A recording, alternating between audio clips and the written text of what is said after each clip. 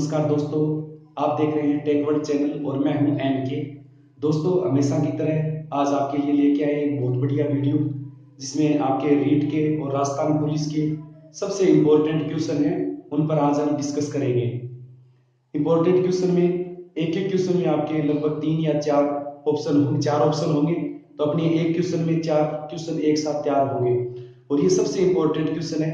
ये क्वेश्चन अगर आपको आते हैं या 20 में से अगर 18 क्वेश्चन हल कर लेते हो तो ये मानो आपका रीट में और राजस्थान पुलिस में सिलेक्शन श्योर है। चलिए दोस्तों, ज्यादा टाइम नहीं लेंगे, अपना क्वेश्चन स्टार्ट करते हैं। उससे पहले मेरी सलाह है, आप नीचे सब्सक्राइब नाम से एक बटन है रेड कलर का, लाल रंग का, उस पर क्लिक कर लें और उसके आगे घंटी का निशान है, उस पर क्लिक कर लें, ताकि मैं ये ऐसे वीडियो जैसे भी जब भी आप मैं डालूं वीडियो तब आपको पता चल जाए तुरंत। चलिए दोस्तों, स्टार्ट करते हैं अपना पहला क्वेश्चन। अच्छा, ये क्वेश्चन रीट और राजस्थान पुलिस दोनों के लिए इंपॉर्टेंट है। अपना पहला क्वेश्चन है, निम्न में से कौन सा तथ्य सही है? जी दोस्तों, निम्न में से कौन सा तथ्य सही है? पहला ऑप्शन है विश्व इतिहास का जनक बताया गया है हेरोडोटस को। दूसरा प्रश्न है भारत के इतिहास का जनक बताया गया है वेदव्यास को। तीसरा ऑप्शन है राजस्थान के इतिहास का जनक, इसमें कर्नल जेम्स टोड को राजस्थान के इतिहास का जनक बताया गया है। और चौथा ऑप्शन है उपरोक्त सभी। चलिए दोस्तों, क्वेश्चन पर थोड़ा डिस्कस करते हैं, कैसे याद रखना है। विश्व इतिहास का जनक ये यूनान का था, यूनान का निवासी था, और ये 5वीं 6वीं शताब्दी ईसा पूर्व भारत भी आया था। इसको सबसे पहले इतिहास लेखन का श्रेय वो दिया जाता है, इसलिए पूरी दुनिया में विश्व इतिहास का जो जनक है उस हेरोडोटस को माना जाता है। ये ऑप्शन बिल्कुल सही है। दूसरा है भारत के इतिहास का जनक। आपको पता है भारत का नाम आते ही वेद पुराणों की बात आती है, तो भारत के इतिहास का जनक वही होगा जो सबसे पहले वेद पुराण लिखेगा। तो वेद से याद रह जाएगा वेद व्यास। इसने वेद व्यास ने महाभारत लिखा था, आपको पता है महाभारत की रचना की थी वेद व्यास ने, और महाभारत का युद्ध भी हुआ था, कुरुक्षेत्र हरियाणा में ये युद्ध हुआ था। ठीक है दोस्तों, अपना ये ऑप्शन महाभारत लिखा था वेद व्यास ने, ये ऑप्शन भी बिल्कुल सही है, भारत के इतिहास का जनक। अब आते हैं अपने राजस्थान के ऊपर, राजस्थान का इतिहास का जनक। अच्छा, इसमें आप सोच लो कि राजस्थान का इतिहास का जनक है, लेकिन ये विदेशी है। ये ईस्ट इंडिया कंपनी का पॉलिटिकल एजेंट था और इसकी नियुक्ति मेवाड़ में की गई थी ईस्ट इंडिया कंपनी द्वारा। उस समय शासक था भीमसिंह सिसोदिया मेवाड़ में। तो कर्नल जेम्स टोड है, ये भी ऑप्शन सही है, क्योंकि इसको राजस्थान के इतिहास का जनक माना जाता है। इसका मतलब दोस्तों तीनों ऑप्शन अपने सही है, ठीक है ना। इसमें अपने को 3 क्वेश्चन याद करने का मौका मिला, तो इसमें उत्तर होगा उपरोक्त सभी।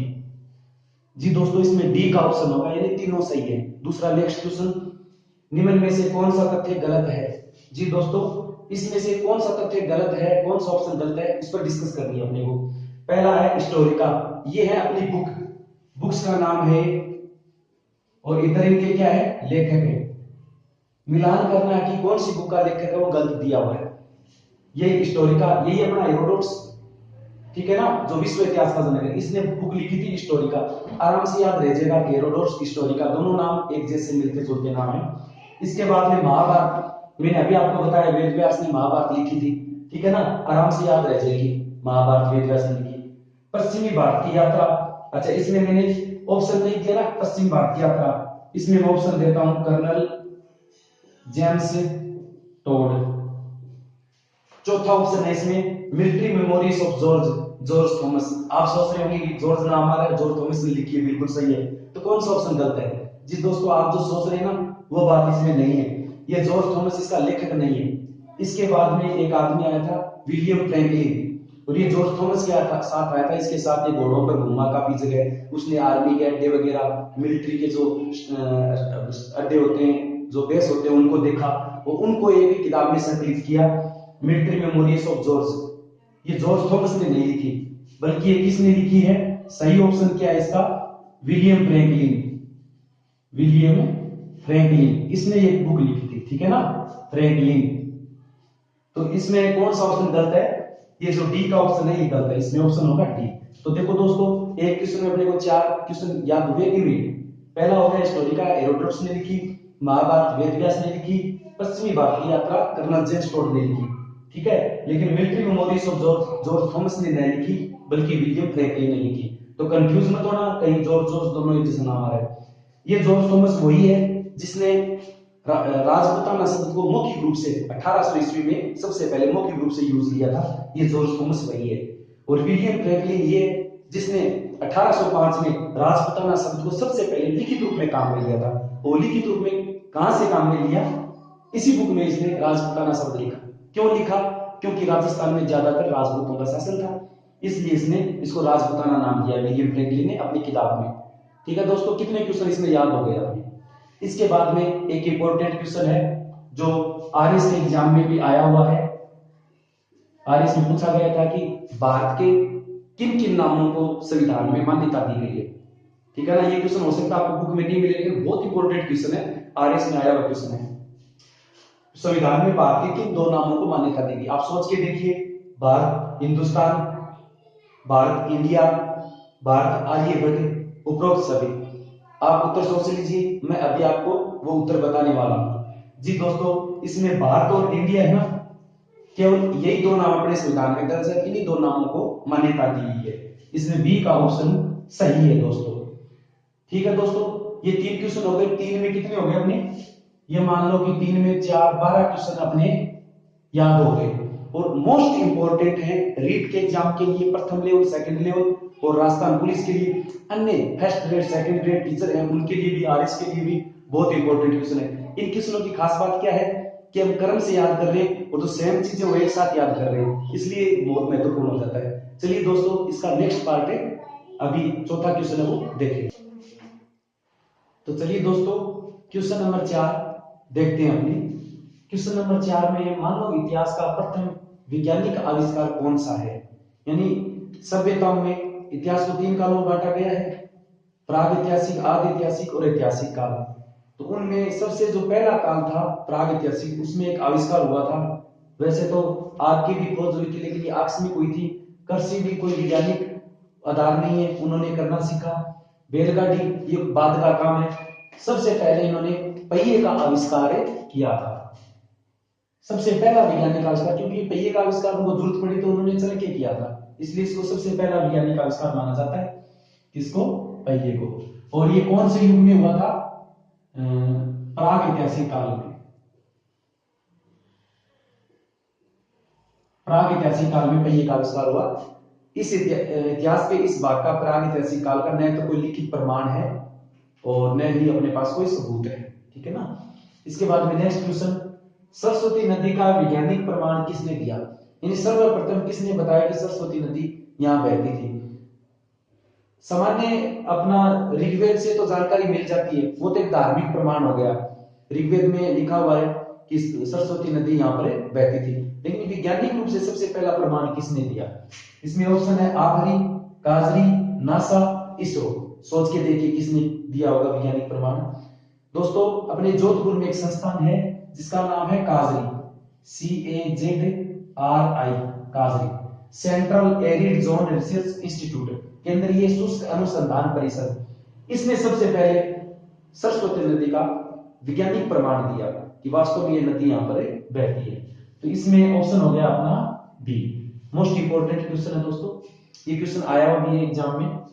अपना 6 नंबर क्वेश्चन है, कालीबंगा सभ्यता किस नदी के किनारे स्थित है? थी। इन दोनों को आप ध्यान रखना है का मतलब वर्तमान में सभ्यता जो खुदाई की हुई वो कौन सी नदी के किनारे थी, का मतलब ये जब सभ्यता विद्यमान थी तो कौन सी नदी के किनारे थी। जी दोस्तों, क्योंकि गंगानगर हनुमानगढ़ तक सरस्वती नदी और घग्गर नदी दोनों का जो भाव क्षेत्र वो सेम है। अच्छा, उसके बाद घग्गर नदी है वो तो पाकिस्तान चली जाती है, जबकि सरस्वती नदी हमने जैसलमेर, बाड़मेर, बीकानेर इस साइड में बॉर्डर के पास 60 मीटर पट्टी में आ जाती थी। तो ये सभ्यता तो आपको पता है हनुमानगढ़ में है, जहां पर दोनों का भावस्थल एक जैसा है। अब वर्तमान में सरस्वती है नहीं, तो जब ये थी का ऑप्शन आ जाए, कौन सी नदी के किनारे थी मतलब पुराने टाइम में, तो उसमें आपको ऑप्शन करना है सरस्वती नदी, क्योंकि उस समय सरस्वती नदी थी। ये आ जाए कि कौन सी नदी के किनारे है, यानी वर्तमान में सभ्यता कौन सी नदी के किनारे खुदाई की हुई मिली है, तब आपको करना है इसमें घग्गर का ऑप्शन, क्योंकि वर्तमान तो ये नदी घग्गर नदी है और इसके किनारे सभ्यता स्थित है। तो कंफ्यूज मत होना, है और थी दोनों ऑप्शन में आप अलग अलग उत्तर होगा, ध्यान रखना। ठीक है ना। अच्छा, एक ही नदी का नाम दिया हुआ हो, इसमें घग्गर या सरस्वती दोनों नहीं दी हुई हो, तो या है या थी से कोई फर्क नहीं पड़ता, फिर दोनों में से कोई सी भी नदी का नाम दिया हो उसका उत्तर आपको ओके करना है। इसके बाद में ये क्वेश्चन आरएस में पूछा गया था कि जब घग्गर नदी में बाढ़ आती है तो इसका पानी पाकिस्तान में कहां तक पहुंच जाता है। जी दोस्तों, वैसे तो खाली रहती है नदी, गंगानगर मानगढ़ में खाली पड़ी रहती है, लेकिन जब बारिश आती है, इसमें बाढ़ आ जाती है, तो इसका पानी पाकिस्तान में कहां तक पहुंच जाता है। तो पाकिस्तान की कुछ जगहों के नाम दिए गए, भावलपुर, कराची, फोर्ट अब्बास, पंजाब। तो दोस्तों सोच के देखिए इसमें कौन सा उत्तर होगा। जी दोस्तों, इसमें फोर्ट अब्बास एक जगह है पाकिस्तान में, और ये फोर्ट अब्बास तक इसका पानी पहुंच जाता है। ये आरएस में आया हुआ क्वेश्चन है। और इस घग्गर नदी का पाकिस्तान में नाम घग्गर नहीं है, ध्यान रखना, पाकिस्तान में किसी और नाम से जानते हैं।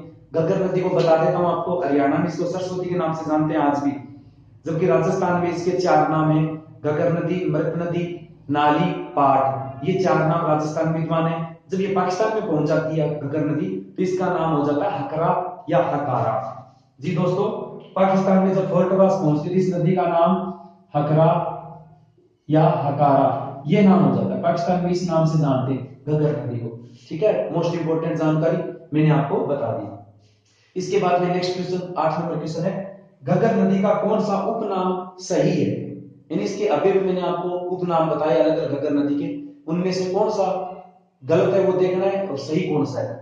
मृत नदी बिल्कुल घग्गर का नाम है, नाली बिल्कुल घग्गर को बोलते हैं, पाट इसी घग्गर नदी का नाम, उपरोक्त सभी। इसमें उपरोक्त सभी यानी तीनों नाम घग्गर नदी के। ठीक है, पहले में ऑप्शन हो गया अपना बी, दूसरे में हो गया काजरी central arid zone research institute जो अपने जोधपुर में, ठीक है ना, उसने भी प्रमाण दिया। तीसरा कालीगंगा सभ्यता नदी किस किनारे है स्थित है, तो आपको है आ जाए तो घग्गर नदी करना है, और थी आ जाए तो सरस्वती नदी करना है। ठीक है ना, ये तो वर्तमान में है और ये प्राचीन टाइम में थी। बाढ़ आने पर घग्गर नदी का पानी पाक में कहां तक पहुंचा था, फोर्ट अब्बास। इसमें ऑप्शन होगा अपना सी। घग्गर नदी का कौन सा उपनाम सही है, उपरोक्त सभी सही है, तो इसमें ऑप्शन हो जाएगा अपना डी। ये 8 क्वेश्चन हो गए दोस्तों। अब अपने 9वें क्वेश्चन पर डिस्कशन, मोस्ट इंपोर्टेंट है ये रीट के लिए और राजस्थान पुलिस के लिए, इसलिए ध्यान से देखें और पूरा वीडियो देखें और नीचे लाइक और सब्सक्राइब भी करें। चलिए दोस्तों, अपना नेक्स्ट 9वां क्वेश्चन देखते हैं। चलिए दोस्तों, क्वेश्चन नंबर 9 को देखते हैं। 9 में आगे क्या दिया हुआ है, काफी इंपॉर्टेंट क्वेश्चन है, ध्यान से देखें, पूरा देखें। निम्न में से कौन सा तथ्य गलत है। इसमें पहला ऑप्शन है कालीगंगा, यानी एक तरफ तो दी हुई है सभ्यताओं के नाम दिए हुए और एक तरफ दिए हुए है खोजकर्ता उनके, और इधर खोज की सन दी हुई है, कौन सी सन में खोज हुई थी। तो अपने को देख के बताना है, अपने मन में सोचने की इसका कौन सा उत्तर होगा। अपने डिस्कस करते हैं। कालीगंगा सभ्यता अमलानंद घोष सन 1951-52। दूसरा ऑप्शन है विराट सभ्यता दयाराम साहनी सन 1937। तीसरी आहट सभ्यता अक्षय कीर्ति व्यास सन 1953। चौथी है गणेश्वर सभ्यता एच.डी. साकलिया। सोच के देखिए दोस्तों कौन सा ऑप्शन गलत है। एक ही ऑप्शन गलत है, 3 सही है। चलिए डिस्कस करते हैं। कालीगंगा सभ्यता ये अपने को पता ही है, हनुमानगढ़ में है, हनुमानगढ़ में, और घग्गर नदी के किनारे है। इसकी खोज सबसे पहले अमलानंद घोष ने की थी, तो ये बिल्कुल ऑप्शन है अपना सही है, यानी उत्तर इसका ऑप्शन सही है। उत्तर तो देखेंगे अभी कौन सा है। विराट सभ्यता, विराट अपने आपको पता ही है जयपुर के पास है, बोमली पहाड़ी, भीम महादेव की पहाड़ी, उन पहाड़ियों के पास विराट की पहाड़ियां, वहां पर ये इसकी खोज दयाराम साहनी ने की थी 1937 में। ये ऑप्शन भी बिल्कुल सही है। आहट सभ्यता, आहट पड़ती है अपने उदयपुर में। इस सभ्यता की खोज अक्षय कीर्ति व्यास ने की थी और सन 1953 में की थी। चौथा है गणेश्वर सभ्यता, गणेश्वर अपने पड़ती है सीकर में,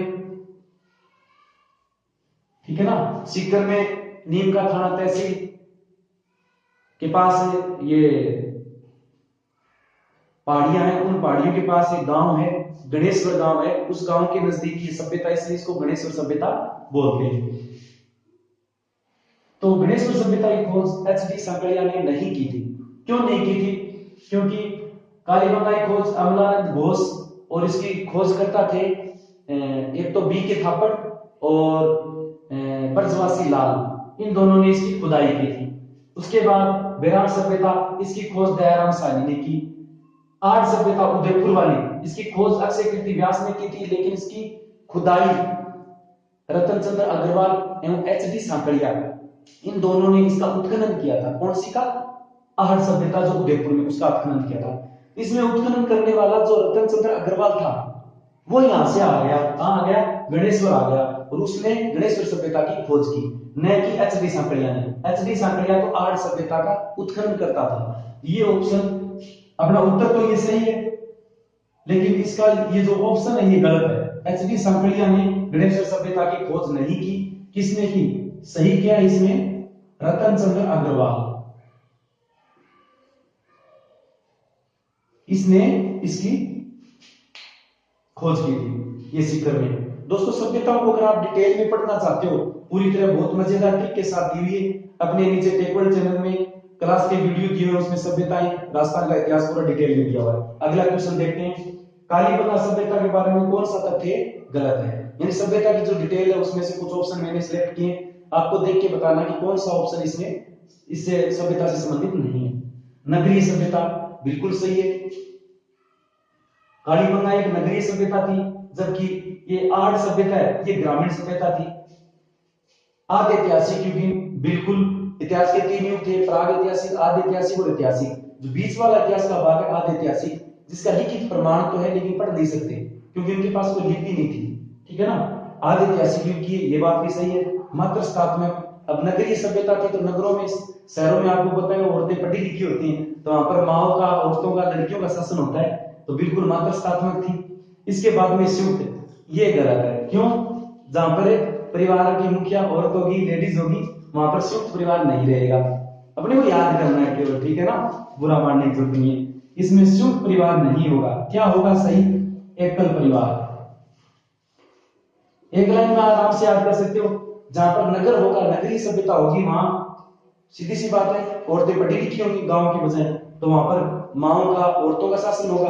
तो जहां औरतों का, माओ का शासन होगा, वहां एकल परिवार मिलेगा, जिसमें बच्चे, माँ, बच्चों की माँ और उनके पिताजी, यानी बस एक ही परिवार, एकल परिवार मिलेगा, संयुक्त परिवार नहीं मिलेगा। इसके उलट आहट सभ्यता ग्रामीण सभ्यता होगी, तो गांव में आपको पता है औरतें कम पढ़ी लिखी होती हैं और पिता के परिवार में ज्यादा चलती है, तो वो पितृस्थात्मक है आहट सभ्यता। और वहां पर पितृस्थात्मक है तो वहां परिवार आपको पता है, जहां आदमियों की चलती है, मतलब पुरुष की चलती है, वहां पर परिवार एकल न होकर कैसा होगा? संयुक्त परिवार होगा। तो आहट सभ्यता में पुरुष प्रधान परिवार, संयुक्त परिवार और ग्रामीण सभ्यता। इसके उलट अपनी कालीबंगा सभ्यता में मातृस्थात्मक, एकल परिवार, नगरीय सभ्यता। चलिए दोस्तों अगला क्वेश्चन है, पत्थरों से बने हुए मकान किस सभ्यता से मिले हैं? ये क्वेश्चन इंपॉर्टेंट है, थोड़ा सा ज्ञान लगाओगे तो आपको यानी याद करने की जरूरत ही नहीं पड़ेगी। आपको पता है गंगानगर और मानगढ़ साइड में पहाड़ नहीं है, तो उनके मकान ईंटों से बने हुए मिलेंगे, उनके पास और कोई बनाने के लिए साधन नहीं। लेकिन सीकर के पास तो पहाड़ों का भंडार है, काफी पहाड़ है, तो वहां पर ईंट तो महंगी पड़ेगी और पत्थर उनको आसानी से मिल जाएंगे, तो पत्थरों से मकान बने मकान अपने सीकर के पास गणेश्वर सभ्यता वहां से मिले हैं। जी दोस्तों, इसमें गणेश्वर सभ्यता में पत्थरों से बने हुए मकान मिले, कालीबंगा में ईंटों से बने हुए मिले और गणेश्वर में पत्थरों से बने हुए मिले। इसके बाद में अगला अपना 12वां क्वेश्चन है, विराट सभ्यता की जानकारी किस धार्मिक ग्रंथ से मिलती है? बहुत इंपॉर्टेंट है, महाभारत से, रामायण से, ऋग्वेद से, गीता से। तो इन दोनों को तो आप काट ही दीजिए, क्योंकि ऋग्वेद से अपने को सरस्वती नदी की जानकारी मिलती है, ठीक है ना, और गीता तो अलग से इसमें जानकारी नहीं मिलती। रामायण, इसमें अपने जोधपुर में जो मंडोर सभ्यता है ना, जहां पर रावण का ससुराल था मंडोर में, मंदोदरी वंशा के साथ रावण का विवाह हुआ था, तो रामायण में जिक्र है ना राम का, रावण का, तो इससे रामायण में तो अपने को मंडोर सभ्यता की जानकारी मिलती है। अब बचा महाभारत, क्योंकि यहाँ विराट में पांडवों ने अज्ञातवास गुजारा था और कौरवों और पांडवों का जिक्र कहाँ है? महाभारत में। सीधी सी बात है, अपने को विराट की जानकारी कहां से मिलेगी? महाभारत से मिलेगी। ठीक है दोस्तों, अगला क्वेश्चन देखते हैं अपना, अलंकृत फर्श, सजावटी आंगन किस सभ्यता के पहचान है? आपको पता है राजस्थान में जितनी भी सभ्यताएं सबसे ज्यादा डेवलप, यानी पूरी तरह उनका नगर नियोजन बहुत बेस्ट तरीके से शहर बसाया हुआ, बढ़िया चौड़ी सड़कें, नालियां, बने हुए मकान, ये सब अलंकृत फर्श, ये सब अपनी कालीबंगा में मिलेंगे, ठीक है ना। तो ये अपने कालीबंगा इसका उत्तर है, अलंकृत फर्श, सजावटी आंगन कालीबंगा सभ्यता की पहचान है। तो उत्तर देख लेते हैं अपने पहले क्वेश्चन में, डी वाला ऑप्शन है उत्तर होगा इसमें। क्यों? क्योंकि आप गणेश सभ्यता की खोज एच.डी. सांकड़िया ने नहीं की, रतन चंद्र अग्रवाल ने की थी। 10वां क्वेश्चन, ताड़ीबंगा सभ्यता क्रम में कौन सा तथ्य गलत है? इसमें आपको पता, मैंने बताया संयुक्त परिवार प्रणाली इसमें नहीं है, ठीक है ना, ये डी वाला ऑप्शन इसमें गलत है। पत्थरों से बने हुए मकान किस सभ्यता से मिले? तो मैंने बताया सीकर के पास काफी पहाड़ है, तो वहां पर पत्थरों से बने हुए मकान गणेश सभ्यता में अपने को मिलेंगे। कालीबंगा में ईंटों से बने हुए मकान मिले हैं, ठीक है ना, याद रखना।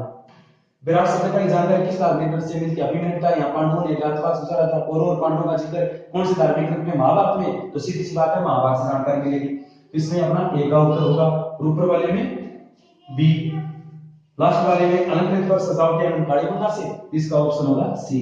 जी दोस्तों, बहुत इंपॉर्टेंट क्वेश्चन है, लगभग 13 क्वेश्चन हो गए थे, और बाकी के क्वेश्चन में अगले संडे को नेक्स्ट श्रृंखला डालूंगा। तो उससे पहले जितने भी अपने दोस्त हैं परिवार में, घर में, अपने बहन जो भी कंपटीशन की तैयारी कर रहे हैं, उनको ये चैनल शेयर कीजिए, उनको बताइए कि क्वेश्चन, इंपॉर्टेंट क्वेश्चन की यहाँ पर सीरीज चलती है, और आप इनको मिस मत कीजिए। आपको हर संडे आपको ये क्वेश्चनों की श्रृंखला वो चलती रहेगी, यानी 13 क्वेश्चन देखिए अपने, लेकिन 13 में अपने को मैंने बहुत सारा नॉलेज दिया आपको। 13 क्वेश्चन में 13 लगभग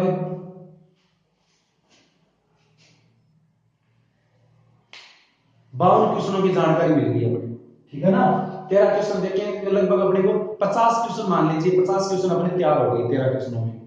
चलिए दोस्तों, आज के लिए इतना ही काफी है। अगले संडे को मैं मिलूंगा आपसे कुछ नए और महत्वपूर्ण क्वेश्चनों के साथ। क्रम से अपने क्वेश्चन चलते रहेंगे। रीट और राजस्थान पुलिस की स्पेशल तैयारी चल रही है, तो जितने भी बच्चे तैयारी कर रहे हैं वो सब इस चैनल को सब्सक्राइब और शेयर कर लीजिए।